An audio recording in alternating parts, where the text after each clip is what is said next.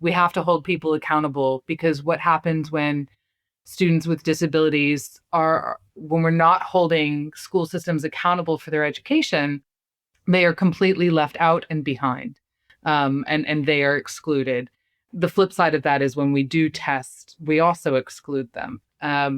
So I think, to me, inclusion, if we want inclusive school systems, this is why I always come back to, if we want an inclusive school system, we have to do away with traditional thinking, traditional testing, and traditional curriculum models.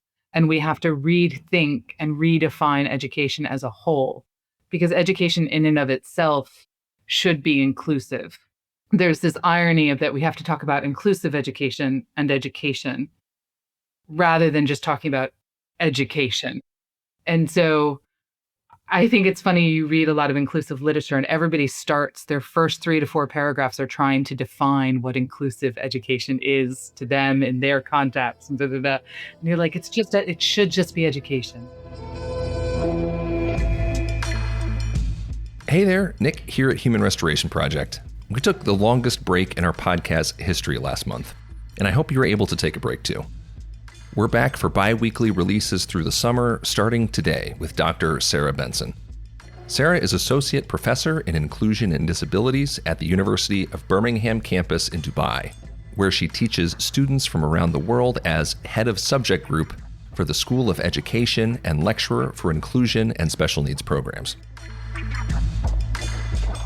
Inclusion has become a word everyone nods along to, but almost no one defines the same way. And since so much of special education has historically been about sorting and labeling kids in relation to an imaginary average, I was so curious to ask Sarah, what does genuine inclusion require of us and of schools? And what would it mean to restore the humanity of a special education system that was built to put kids into buckets?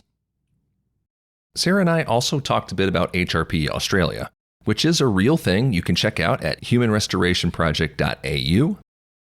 HRP Australia is headed by Vaughn Cleary, former learning and teaching head and senior deputy principal at Assumption College in Kilmore, Victoria.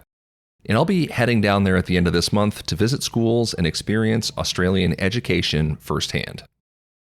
Also, a quick reminder that we're reading Pedagogies of Collapse, A Hopeful Education for the End of the World as We Know It, for our HRP Summer Book Club. And there's still time to join us. You can learn more at humanrestorationproject.org/book-club.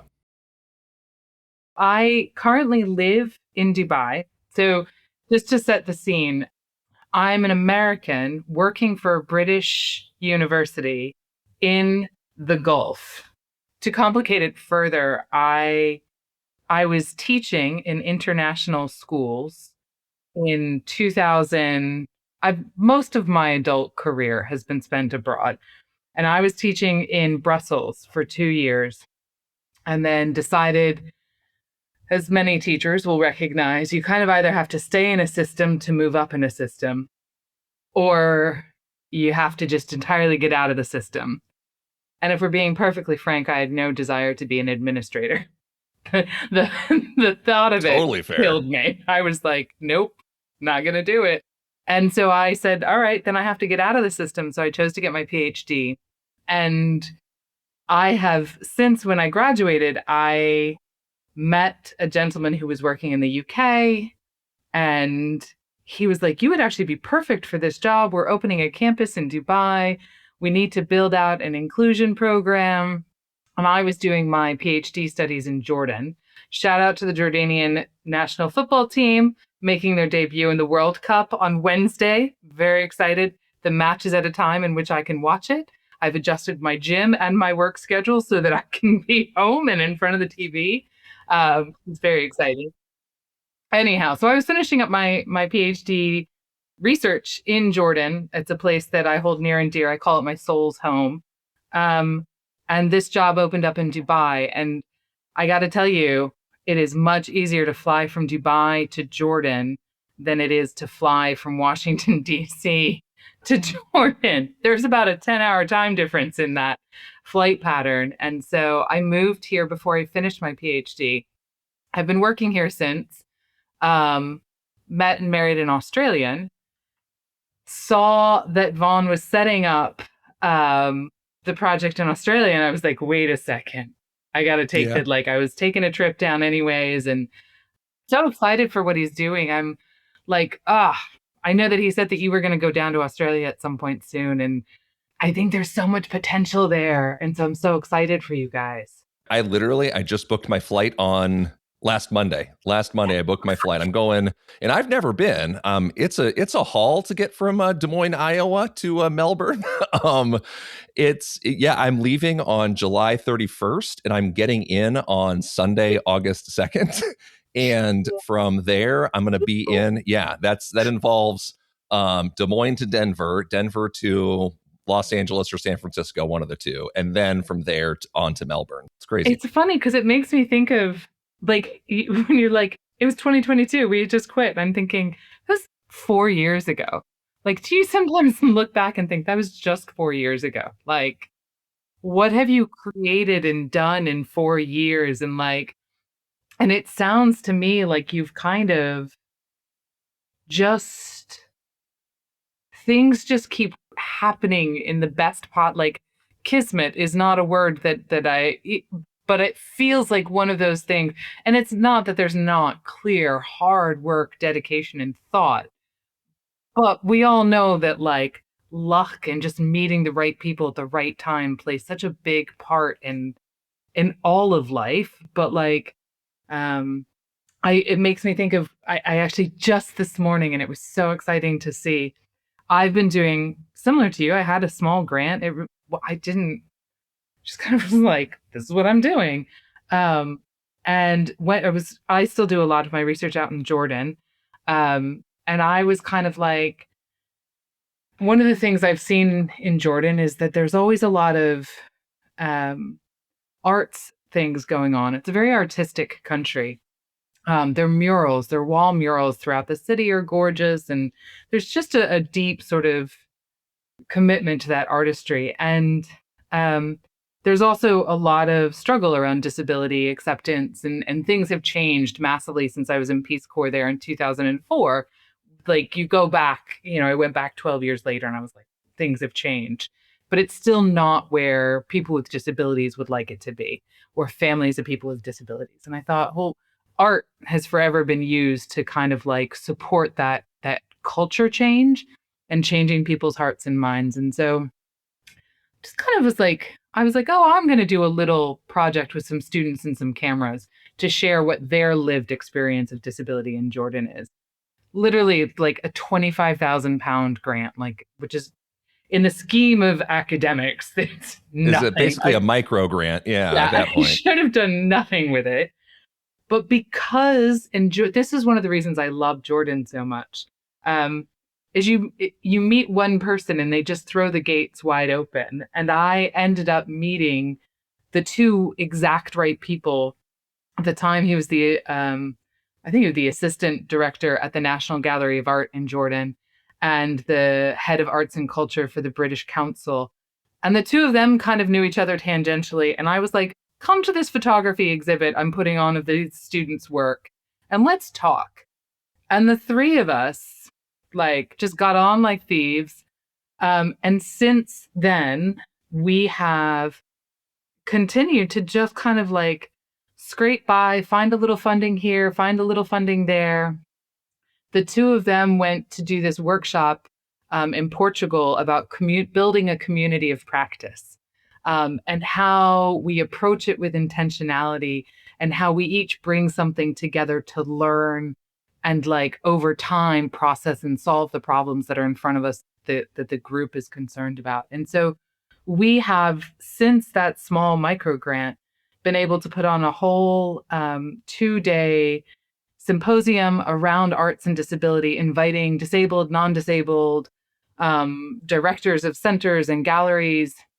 And that has like burgeoned into, we have this whole network of people. The deaf cinema club that we work with has been winning international awards. And then we worked with a comic book artist, and they did a whole, I went in and did a training for them on like training. we did a workshop session on disability, and how to talk about disability, how to ask and kind of how to shift our thinking around disability. And they did a whole comic book issue, a whole comic issue around disability, bringing together disabled and non-disabled artists. And this morning, I opened my WhatsApp chat. I can't always read everything because it's all in Arabic. And all I saw was they have managed to get the comic issue. It is now on display at an art gallery in London. And I'm like, it's one of those things where you're like, he was literally a micro grant, and you just find the right people at the right time, and the energy has carried it forward. And at this point, I step in when they want me to come in and do some sort of training, or we need to bounce ideas. It's one of those things where, yes, I was part of pushing the ball off the top of the mountain, but the momentum is all the people who have continued to just kind of kick it down the mountain, and it's self-propelled at this point, which is just so cool. And yeah, just as you're talking, it sounds like that's kind of where you guys are at. That sort of you didn't know what was going to happen. You guys were ready to pack it all up and go teach in Australia. And honestly, I send my students, I teach teachers, and my students are pretty used to me saying, we should just blow it all up. We need to start fresh. Nothing is working for anybody. And yours is a resource that I send them to when I say, let's investigate what other people are doing that actually works for students. And so when you think about the reverberations that you guys are having in Dubai, not something that probably in 2022 you really thought, oh yeah, some random person from Dubai is going to contact me. Honestly, I get chills because it's so. I have the world's, I guess, worst imposter syndrome, because it's like, okay, we're just a couple guys, now we're 3 full-time people, for crying out loud. So what kind of an impact can we have? And to your point exactly about people, it's just about, I think there's a need sometimes expressed, often unexpressed, but when you see people that are like-minded and you can connect with them and begin to just build things, there's sort of an emergent property of cool, interesting, motivated, passionate, curious people that come together, and just something new that you could never even think of comes out of hey, what if we just did this? And then each person just contributes, their own little piece to that, and it ends up growing into something that nobody by themselves could have even done. So yeah, again, the fact that you're over there sharing our resources with people half a world away is wild. I have the same feeling when I pull up, podcast analytics. I'm just like, oh, where are people listening from in the world? And it's like, we have listeners in Indonesia, or places I would never think to look for folks, especially an English speaking podcast like ours is predominantly. I'm just wondering, who are people out there in the world accessing this? I love that. Can I ask, what specifically are you sharing with them when you're expressing that need, or students are, and you're oh, connect to this HRP thing? Yeah, I think a lot of it comes from this idea of, most of my students are working as learning support teachers. They are working as inclusion teachers. They're working as special educational needs coordinators. Some of them are parents of children with disabilities and neurodiversities. And some of them are teachers who want to make their classroom more inclusive, and realize that they don't know everything that they need to know. I think what's so lovely, and what I so love teaching about this course is my students come from, I think this year I've got India, Pakistan, Brazil, South Africa, Lebanon. It's the United Nations over there. Yeah. So they're all bringing their background and experience in schooling and in disability. And it's been fascinating for me to learn from them about how did they grow up and what was their schooling experience. And so one of the things that we often talk about in class is how does traditional schooling construct disability within the classroom? And how are we disabling students beyond the biological impairments by what we're asking, the standards, these arbitrary standards that this learning loss that we have invented, all of these things. And so we spend our first term kind of thinking about how does culture and how does school culture, how does that end up um, creating or calcifying disability for students. And then we kind of take it into this idea of like, well, then what is a good school, and how do we legislate what good schools are, and what's stopping us from being good schools that are responsive to our communities? And often my students walk away with this profound frustration, um, because they look at their schools and they say, the schools are not doing what my students need. We work in a very highly commodified educational environment, which is one of the things that terrifies me right now about what's going on back home in the States, because I live in a post Department of Education world. And I've seen what happens when you make education a commodity, and it doesn't work. I take that back. It works for the people who have money and who have social capital and political and financial capital. It works great for them. But for everybody else, we're struggling, and it's difficult. And my students come in thinking that this is the one right way to do that. To do education, we have to do reading, writing, arithmetic. And many of them have come from very traditional educational backgrounds, thinking about the educational system in India, in Pakistan, in Lebanon, where it's very, teacher led, teacher directed, very assessment heavy, very sort of follow the straight line that's been set forth for you, and there will be no deviation from that. And because we're looking at students who have disabilities, neurodiversities, learning difficulties, we're looking at students who that straight line doesn't work for. But the further you dig into it, we talk about how actually one of the things that we really go into and we discuss at length in the course is, well, should education be any different for neurotypical students than neurodiverse students? Should education, and when we talk about what do we want our kids to walk away from school with, nobody says, I want them to have a 9 on their GCSEs, the end of school.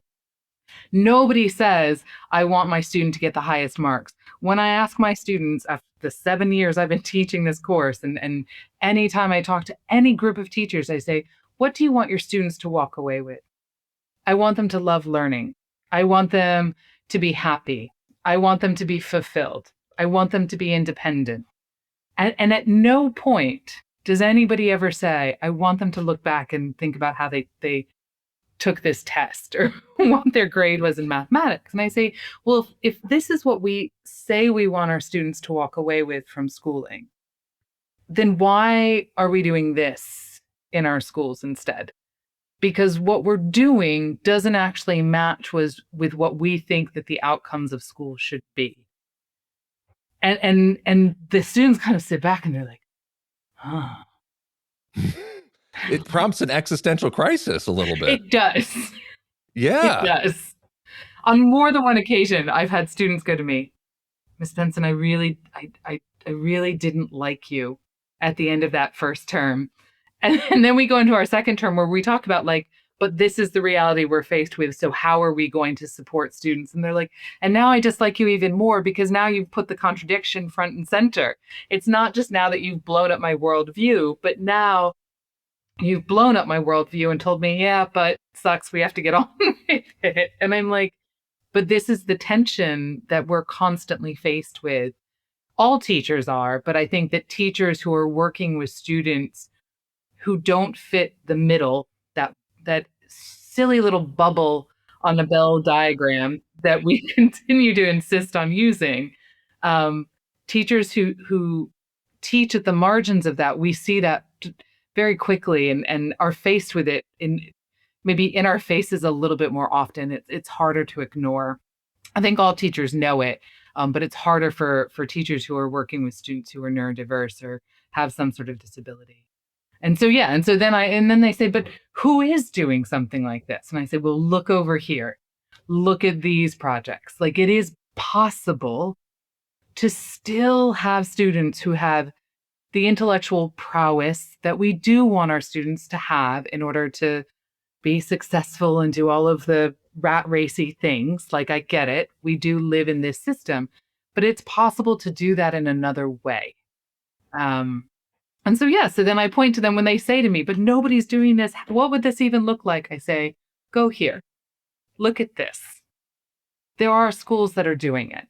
You just have to look a little bit harder. And that's partly why, I wanted to talk to Vaughn. One of the things, I know very little, but I am learning about the Australian system. But they have a lot of parents that post-COVID, there has been a dramatic increase and a professor once told me the exact numbers. Of course, I don't have a head for numbers. A dramatic increase in the amount of students who are being homeschooled and the amount of students who are seeking out alternative educational options. And Australia has a history of correspondence courses and this sort of like unique approach to education because of the kind of expanse of the country, because of the rural nature of so much of the country. And so that's one of the reasons why I was so excited to see Vaughn doing this, is because I was like, Australia has this unique thing in which I find, so I've lived in Europe, and this is no shade to you European listeners. I've lived in Europe, and I've lived in the Middle East, and I've lived in the Gulf, and I find myself generally making bestest friends with Australians because when faced with somebody from Europe or somebody from Australia, I find the Americans and the Australians, we have a lot in common that, like, tradition doesn't always support with those things. And so that sort of can-do cowboy attitude is very much in Australia. And so I think it's a place that is ripe for and has the potential to buck the system. And so it fascinates me to see what ends up coming out of that. I'm doing a project right now where I've been working with teacher education in Malaysia. And I'm going to throw a few more like curveballs. We've been educating refugee teachers in Malaysia because they are not actually, the refugees who end up in Malaysia are not recognized. They're not allowed to go to schools. A lot of the refugees end up becoming teachers themselves, but they have no teaching background. So we've been doing teacher education projects with them, and that's resulted in us potentially doing some work in Indonesia with rural teachers. And so I've kind of started doing this, a scoping review, this very academic thing of, I just am trying to figure out who's written what about rural education. And do you find the majority of it comes from America, Australia, and then Africa is where you can kind of see the majority of rural education literature and understanding coming from. And so again, I come back to like Australia has that sort of like cowboy sense about it that they might just take off and run with it, which is so exciting because I don't know that America's in a place right now to do that. And a lot of the rest of the world is edging towards a very corporate model of education. And I think it's one of the things that frustrates me about being here. We literally have all the money in the world. Schools are making money hand over fist. But the colonial mindset of British education is the best education remains so deeply embedded that everybody just coalesces around like, no, we have to have a British curriculum. And like you talk to a lot of British educators and they're like, it's not going well. But there is still this idea that this is the best way to be. And I'm thinking, you have all the money in the world. We could create such an amazing opportunity here because people want to invest money in it. Like, we just keep investing in the top tier British schools. And I just keep thinking, but there's a better way to do it. So, anyways, that's a long way of saying my students find a lot of like relief that there are places and people in the world that, when faced with this question of what do we want students to get from their years of schooling? How do we want a graduate? What do we want our students to come away with? There are people in the world who are actually working towards what we all say we want them to come away with, rather than coming away with an SAT, GSE result. In a very long-winded way. No, no, no. I think you've made it so plain. I think that really the tension between ends and means, right? At some point we forgot or we flipped that like the means became an end in itself. So, it used to be the case, okay, we recognize that learning is, a more holistic or emergent thing. It's sort of always happening. And yeah, testing can sort of take a slice of it, right? We can see how we're doing in these things, but that's all a means to an end of, I don't know, human flourishing or whatever, democratic citizenship or, name a value or something that's in there. But at some point, it's sort of flipped to say, like, the end result that matters is that the metrics improve. And I don't think it's an accident then that we've seen really like those things have flatlined the more that we've chased them. But it seems like everything else has gotten worse as we've neglected like those values questions. So to your point at the very beginning, when you were saying talking to teachers and asking them, what do you want kids to be? Not just like set a SMART goal for where you want kids to be by the end of the semester, but like, who do you want them to be 30 years from now?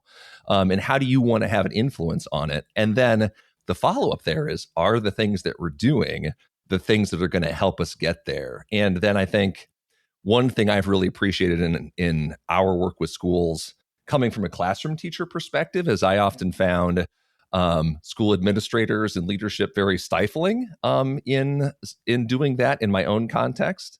But I found the more that we've looked out and connected with courageous leaders, they're really not afraid to be the ones to push and to make room, for their teachers to do exactly those things and to take the brunt, take the heat where there's pushback, and really shield their teachers and provide them, the skills, support, and frankly, just the space to say, like, look, maybe we don't need to teach everything about this curriculum. What are some things that you could maybe cut, as long as you can prove to someone, say the school board or to parents, that what you're going to be doing is better than that, right? So being able to bring the receipts is a really important part of that too in our system. But yeah, just connecting with courageous school leaders.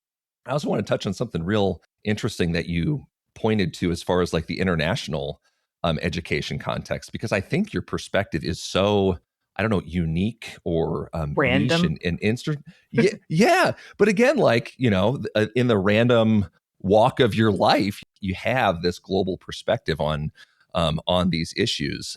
I find myself looking to Australia too for more of those innovative things and less towards UK and and Europe and stuff. So I guess I'm super fascinated, Sarah, like in this question of inclusion, given that global perspective, when you're talking to students from all of these different countries and continents around the world in your work, and you are all having this conversation about inclusion, I hear conversations about special education, and it often seems like that means making kids more average, right? Fitting them into a box that maybe they don't fit into. And I get frustrated with those parts of the system too. But when you're talking about inclusion, true inclusion, genuine inclusion with your students who are going to go on to work in schools or, with other human beings, how do you all define it? And what are models that you see that are out there that are working? Yeah.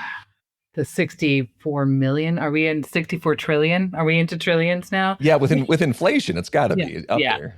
$64 trillion question, or dirham question. I think it's interesting to me.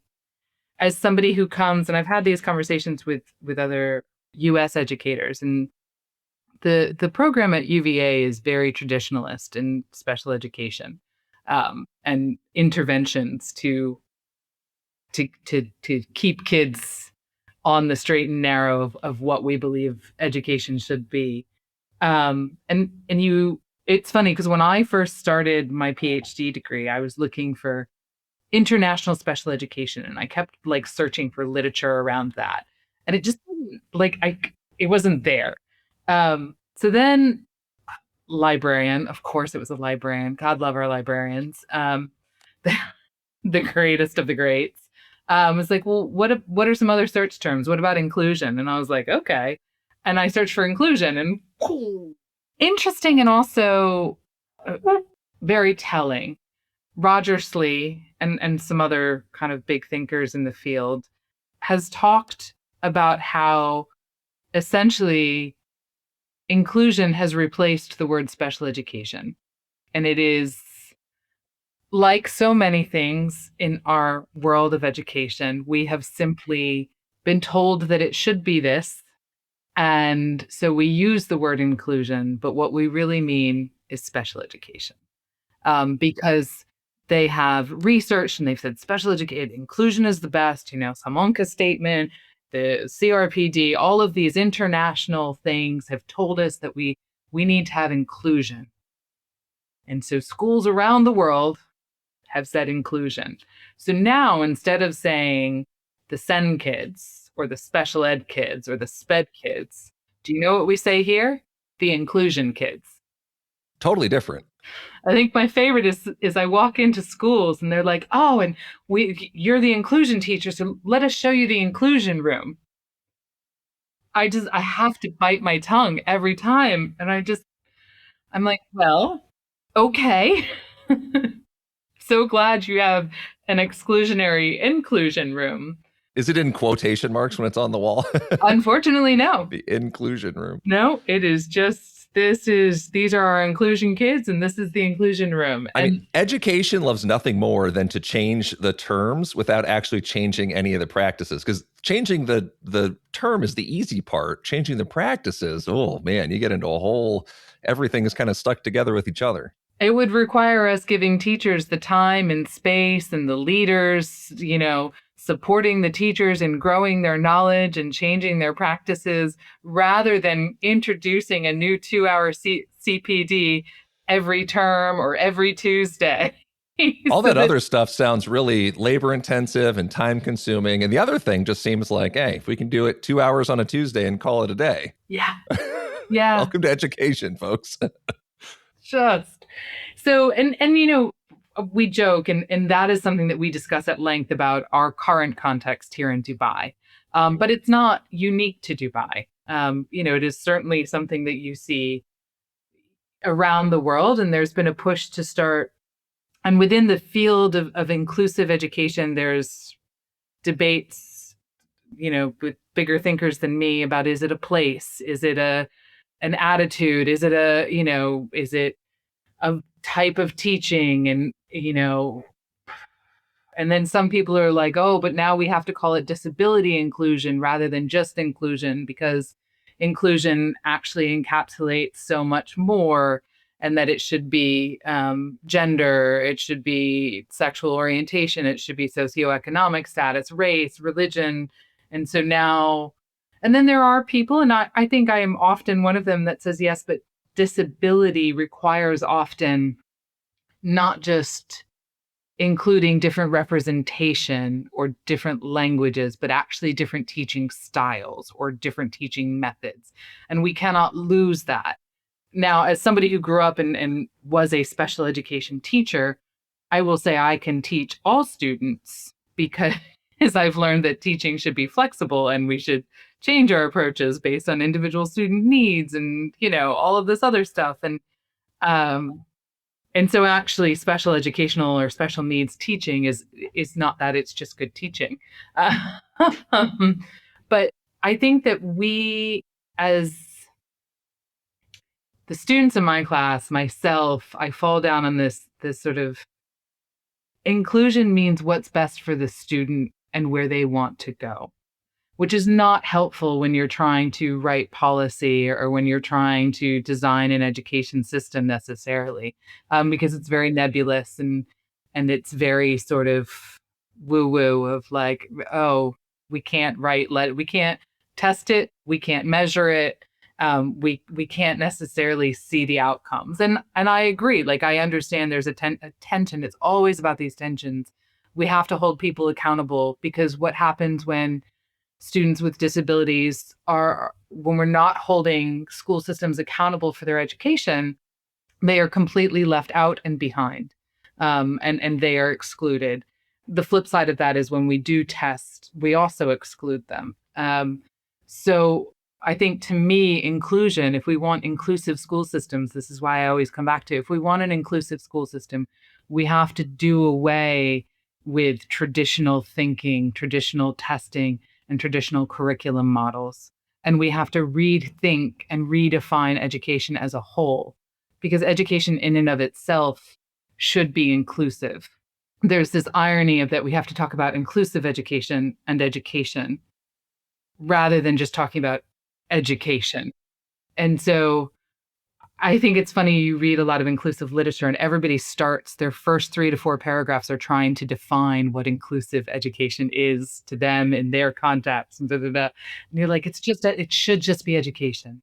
Like it should just be here, let's go learn. Let's go play and see where that takes us. And yeah, so I don't know, defining inclusion. That was a very political answer of like, I'm not going to answer your question. Yeah, thanks a lot. Well, no, I think right there at the end there, we kind of got to like the central tension, right? Is there's something about the let's agree to this like binary, right? About like mainstream education that views the requirements of inclusivity as a threat and has to sort of define it outward, right? So it's like there's an education that is going to do things in a particular way. And then there has to be inclusive education that, I don't know, is going to do all the good things or is a different way of approaching it. And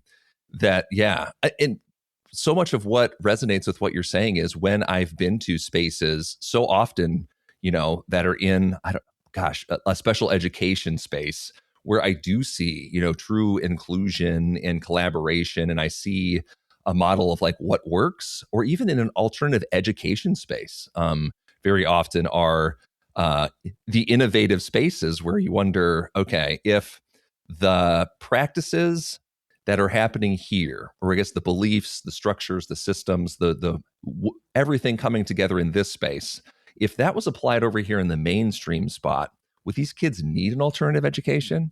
Like that is always the question that I'm asking, right? Or it's probably the same for inclusive. Would we need a separate inclusion room if the things happening in the inclusion room happened in the big room where everybody's at?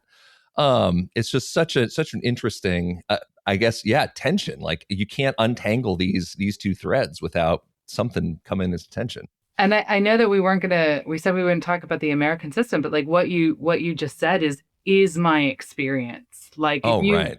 If you go back to if you literally go all the way back to my student teaching days, I did my student teaching in a center where we loved on our kids. We were flexible. If the way that we can get you to read is you're laying down on the floor, then that's where you read. We don't care as long as you're reading. And one of my students, like many teachers, I ended up student teaching in my hometown in actually the middle school that I went to that had a center wing. And so I was teaching in the center, and I had to take one of my students who we had just had a great breakthrough English lesson. He struggled with his 7th grade, struggled with reading, really couldn't do it and would often shut down. But he was being included, mainstreamed for a few periods a day. And one of the periods he was being mainstreamed for was his science class. And I walked into that classroom and it was my former science teacher. Nick, I loved her. She was like, I loved science. I loved her as a teacher. I thought she was so great. I walked in with my current student and she just looked at him. She goes, ugh, he's here today. And I said, yeah, yeah, he is. He immediately went in, put his head down, wanted nothing to do with her.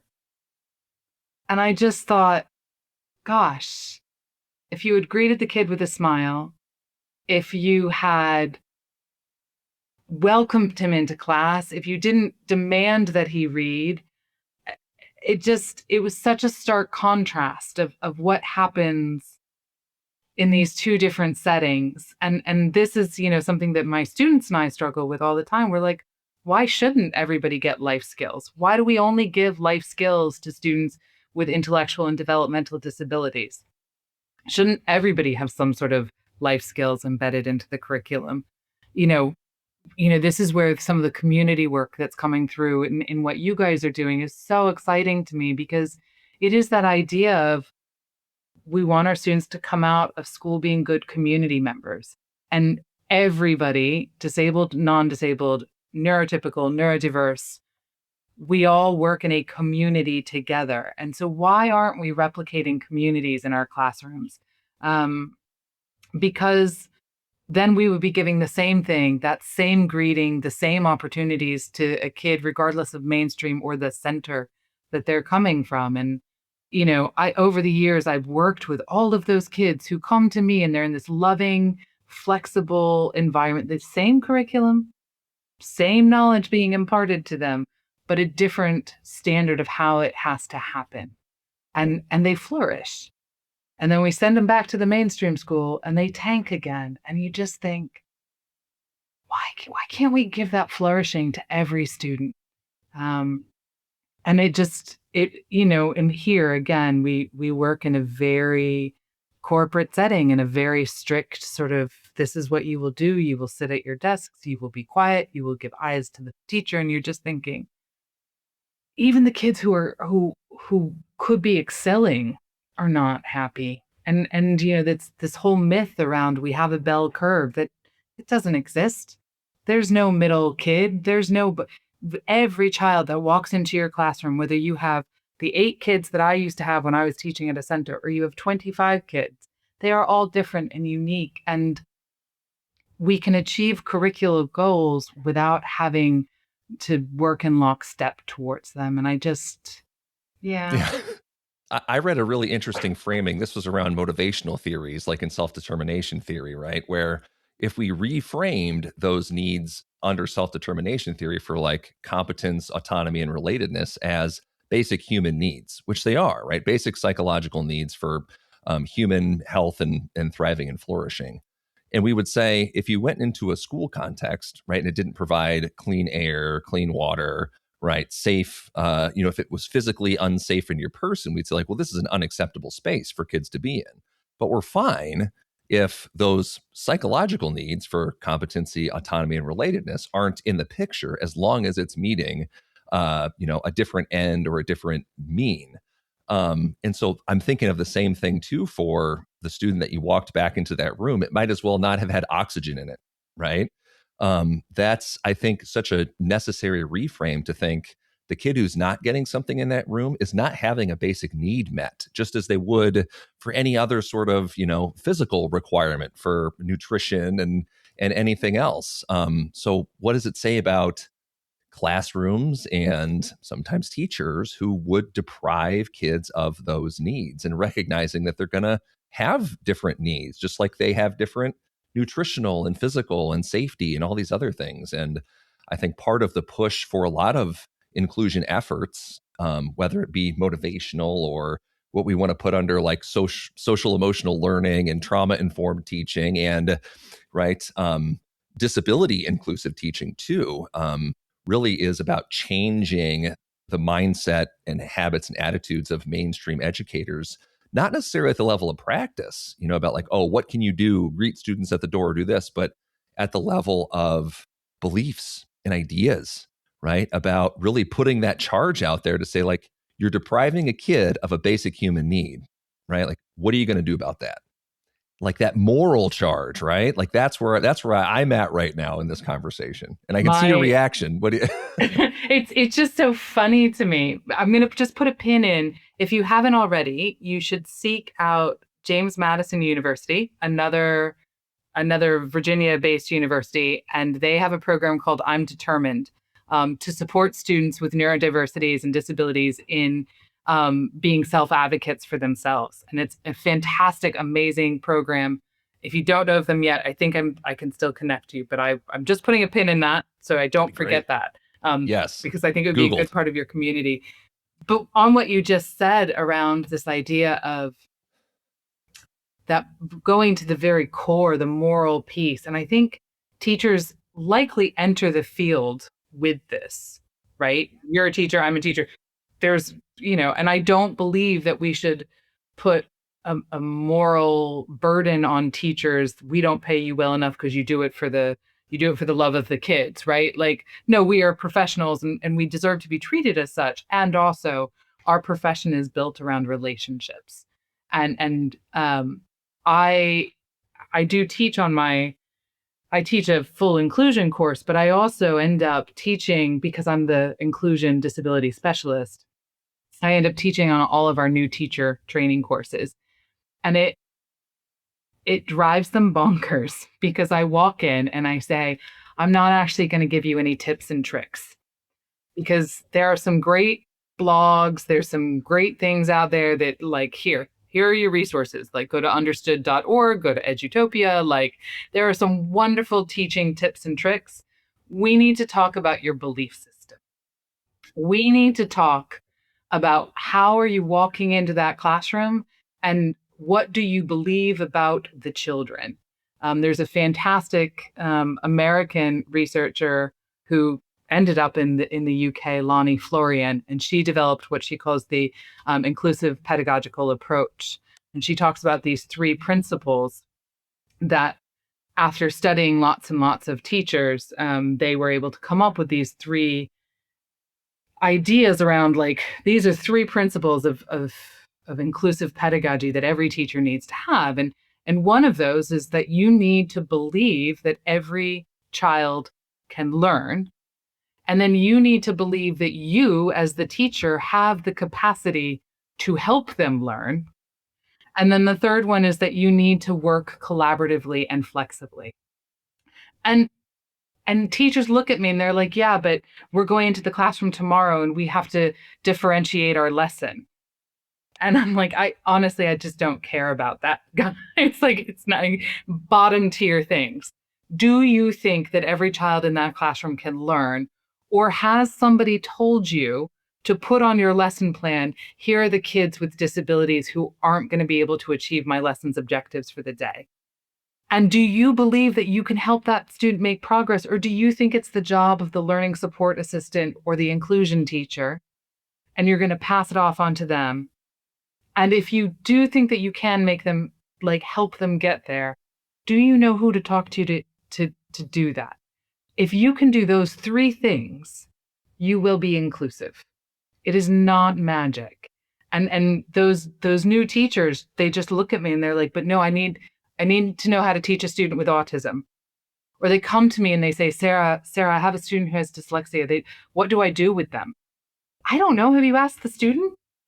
What a novel idea. And you're like, well, yeah, but he's only in year 3. Okay, so he's 7. He probably knows what he needs. Yes. Or at the very least can begin to articulate, and you can bring your expertise and meet them somewhere in the middle to say, Yeah. hey, oh, I hear what you're saying. Why don't we try this tool in my toolkit? And Mm-hmm. then if that works, that's great. Or if it crashes and burns, let's try something else. Right?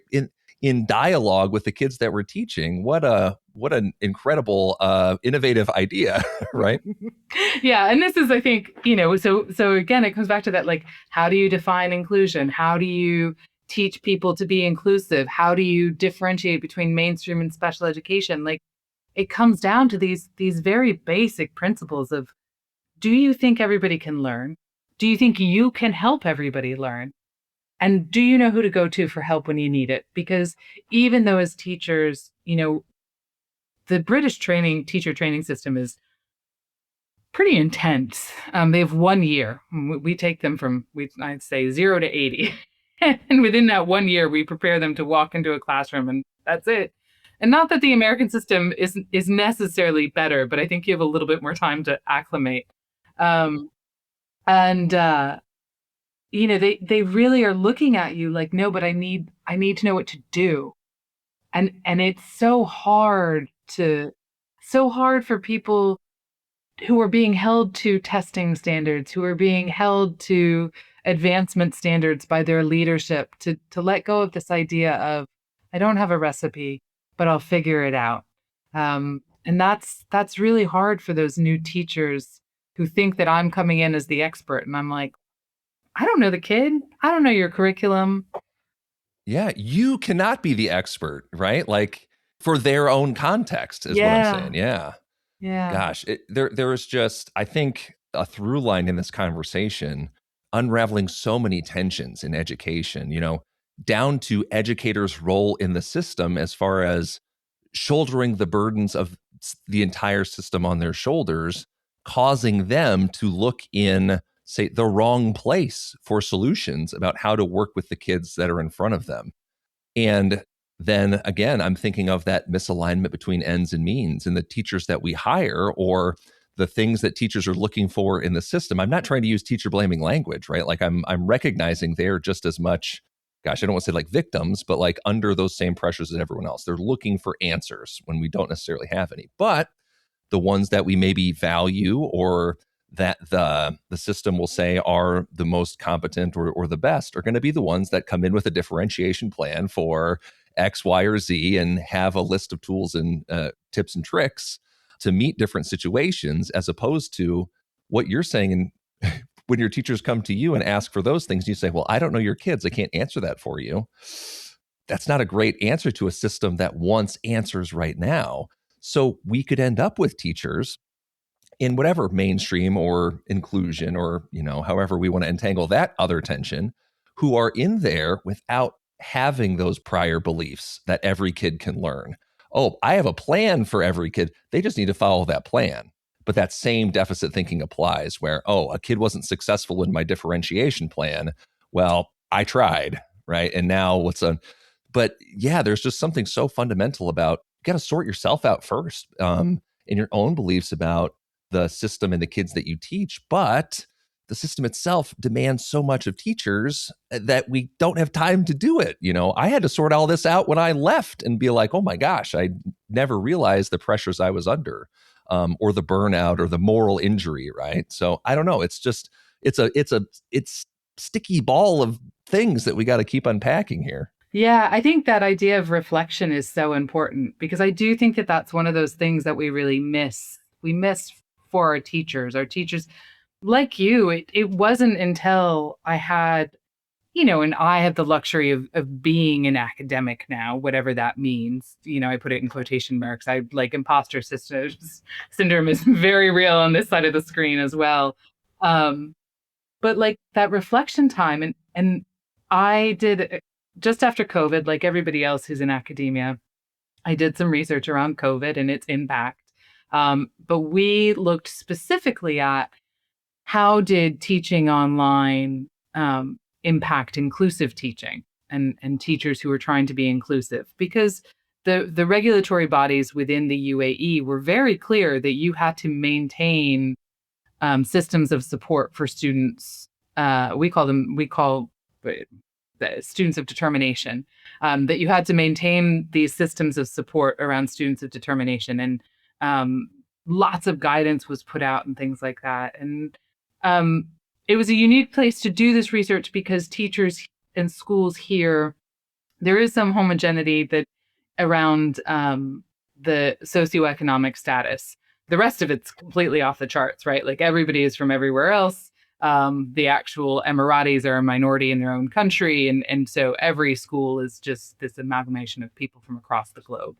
But the socioeconomic, you can take a school and say, this is the school fee. And so every child in that school is going to be from this exact same socioeconomic background. And every child will have a device and every school has signed up for X, Y, or Z platform. And I think one of the things that my co-researcher and I, Nadra Alborno, I have to give her a shout out because she's my absolute heart here.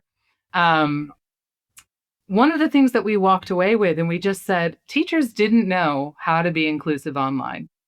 Teachers didn't know how to teach online, and nobody else did either. And you know what teachers did? They're geniuses. They went out and they educated themselves, and they figured it out, and they were flexible, and they learned, and they asked other people, and teacher talk was born, and like all of these things. Teachers figured it out. And I look at that research and I apply it to those mainstream teachers who come to me and say, Sarah, I'd love some advice around this kid who has ADHD. And I think, you can do this. You know how to do this. But during COVID, we said all bets are off. Just do your best to get these kids educated. Just do your best to get the kids to do something. And you know what? When that pressure was released, teachers were like, okay, well, I'll figure it out. Not to say that they didn't work incredibly hard, not to say that it wasn't a lot of work for them to be figuring these things out. But it's funny, when we ended up finally, because of various delays, we didn't talk to teachers until about 6 to 7 months later. And each one of the teachers, we ended up interviewing 10 teachers. Each one of them said, gosh, I haven't had a chance to reflect on this yet. And I thought, well, no wonder we haven't changed anything in our system, because nobody's actually reflected on it. But these teachers, what they were telling us about how they were allowing students to answer in different ways, and how they were utilizing the chat box. And so students who didn't want to talk didn't have to talk, and how they were alternative methods of connecting with parents. And it's like, if we could go to that place of giving teachers a little less imposing testing policy structure, a little bit more freedom to do what they're good at, what they've been trained for, why they're in this field, because they're good at building relationships. They're really good at listening to people and figuring them out. Alongside of that, they have this depth of professional knowledge around curriculum and learning and development. And if we could give them a little time to reflect on their students and the curriculum and how to make it work, we might actually see some really incredible things happen. And instead, it's, you will teach 10 subjects and you will be tested on 5 of them, and you will work from 7 a.m. till 6 p.m. and you will be judged on this. And yeah, this is why you all give me hope, because there are people who are getting federal money and advertising it to say there's a better way. And if we continue to just say, well, this is the only thing that's worked, we're not going to make those changes. And I think that that's just, yeah, it's, and on that idea of not teacher bashing and things like that, and teachers can feel like they're really cogs in the wheel. The teachers who get it, that walk through my doors, that I get to teach, they say, but Sarah, what am I supposed to do? Like, I'm just an LSA, or I'm just a teacher, or like, there's this whole board of this whole board above me, and above them is our regulatory body, and above them is say, make a difference in your classroom. Nobody's walking in there every day. Make a difference for the kids who are struggling a bit. And, one of my absolute shining stars, who's been with me for 3 years, like, I've watched her advocacy, and sometimes I've had to say, we need to go in with love. But I've watched her advocacy in her school and what a difference it has made with the teachers that she has advocated for. And she's a learning support assistant, so like bottom of the food chain. And she kind of would look at me and go, what am I even supposed to do? But the way that she has changed how she talks about students of determination, and the standards that she's holding the teachers that she's working with are different. And those incremental pieces are making those little bits of difference. It really is like the permission to connect with the teacher, that the idealistic person that you were when you got into the profession, Yeah. right? That's what it's about. Not just asking, who do you want your students to be, but like, who were you and what did you want to do in the world? Like, why did you become a teacher in the first place before you had to think about all of these things? And then, yeah, just giving them permission to be that person. And maybe, like, of course, maybe COVID was an opportunity. Permission, like, that's all it took, was to reconnect or focus on some different values, since it blew up everything in such a profound way. Like, if making it through the day was what it took, then, like, I'm ready to meet that task. If we needed to get something done, like, we can shift gears and do that. But yeah, the permission structure to act and all of that, you know. Why did you Um, become a teacher? oh God, that's a great question. I taught social studies and I taught history, right? And I think it just came out of a passion for wanting to connect young people to the world and people and places and ideas and cultures. I don't know. I had a fascination for it, and I wanted to share that passion with kids too. So I just came in full of that energy and just wanting to, I don't know, show kids the world, different ways of seeing the world that they hadn't done that before. Yeah, I think that's about it. Why did you get into education, Sarah? I hate sitting behind a desk. I like being creative. My very first question, my very first words were, was that? Was that? I used to drive my mother crazy because I'd walk around just pointing at things. Um, and so teaching allows you to be creative and curious and like you are exploring as much as your students are. And I had another shout out. I listened to a lot of Adrienne Marie Brown. And she always talks about her lineage, right? And like the people who came before her. And so one of my lineage people is Mrs. Sleeper, Christine Sleeper, my Latin teacher in high school. She was 80 years old when I went into her classroom. Phenomenal. You know, some people just have great teacher names. Sort of like that nominative determinism, you know, Mrs. Sleeper as your 80-year-old Latin teacher. You couldn't write that into a young adult fiction, you know. You couldn't, but she was there and she was brilliant. This woman swam a mile before school every day. She would read 5 newspapers. She'd show up. We were high school students. We didn't entirely appreciate her at the time. We definitely appreciated the fact that we could tell her, like, no, but Miss Sleeper, you told us we were having a party today. Oh, did I? No, look, we have the food and everything. Okay, well, you just take this quiz and then we can have our party. Great, Mrs. Sleeper. There was no party planned. We just didn't want to do work that day. And bless her, she let us get away with it. And when I joined Peace Corps, she ran into my parents in the grocery store. They told her. So she invited me out for coffee. She gave me a book about Jordan where I did Peace Corps. And then she told me how she was one of the first 99 women pilots and served as a Red Cross volunteer in Jordan, and how I was absolutely going to love it. Where was that the whole time? That's like, wild. Okay. But it was having women like that encouraged me and subtly planted those seeds of seeing the world, being a part of the world.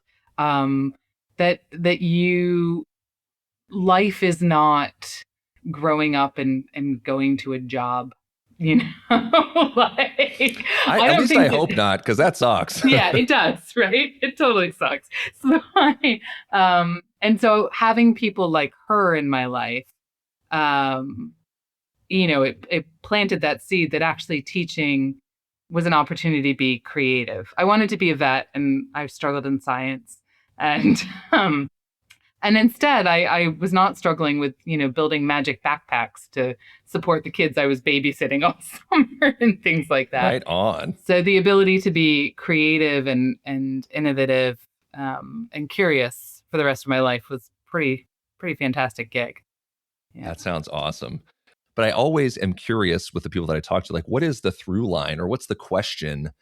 Not just talking about expressing that creativity and curiosity in professional practice, but like, what is the central question or the through line, drawing between all the incredible experiences that you've been talking about here as it relates to, your work in inclusion and everything else that we've been discussing? The first word that jumps to my mind is that idea of curiosity. I'm neurotypical and non-disabled. And I've always been curious about other people. And that started in me in being curious about other cultures and other places. And just, I like to relate to people. And I'm curious, like, where did you come from? Like, what are you doing? Like, I'm the person who actually, I struggle in taxis in New York because I just want to know, like, okay, so where did you come from? And like, tell me how you got here. And like, I want to hear if I've been to your village in some random place. And I'm like, you got to stop that. Like, that's a no-go. You're going to get a low rating. This person wouldn't stop talking. Yeah, I know. Like, and so just this idea of being curious about other people. And so for me, it started out with going to Jordan. I was a Peace Corps volunteer. I spent 2 years there. Prior to even doing that, I moved to New Hampshire, where I worked at a residential facility for boys with significant emotional and behavioral challenges. And just being curious about, like, what is this like? Like, oh, let's go see what I can find out by living in the woods for a few years at this like really intensive setting. And yeah, I have always been curious about other people. And I think working in the inclusion space gives you more flexibility to learn and ask questions, because you can't assume that you know anything. And that marries with my curiosity about the world and what does it look like from different sides of an ocean, different time zones. One of my favorite like fun facts that I learned from a podcast was how you talk about directions, whether you use ordinal directions or you use left or right, actually like changes the wiring in your brain. And like, God help me, I could never figure out what podcast that came from. I'm an NPR listener, so somewhere, but like that. Some Science Friday bit. Yeah, probably This American Life or something. And, but that idea of how did we become who we are, and being curious about that sort of journey. I should probably get my own podcast show to figure those things out about other people. That's like what you get to do on these things, isn't it? Oh, it's great. It's like you in the taxi cab, right? Yeah. But like, hey, for an hour, and then we both disconnect, and well, there you go. You just need to do that, but bring a mic, a lapel mic or something, and just shove it in their face and ask them 20 questions. No, I think curiosity would be the through line. I think, that's where I would land on that one. I think just being curious about other people's, where do they come from? What are they doing? Why? Yeah, help me understand. Thanks for taking the time to talk with me today, Sarah. Thanks so much, Nick. I really agree that there is a lot of common ground, and I look forward to exploring those tensions more. Thank you.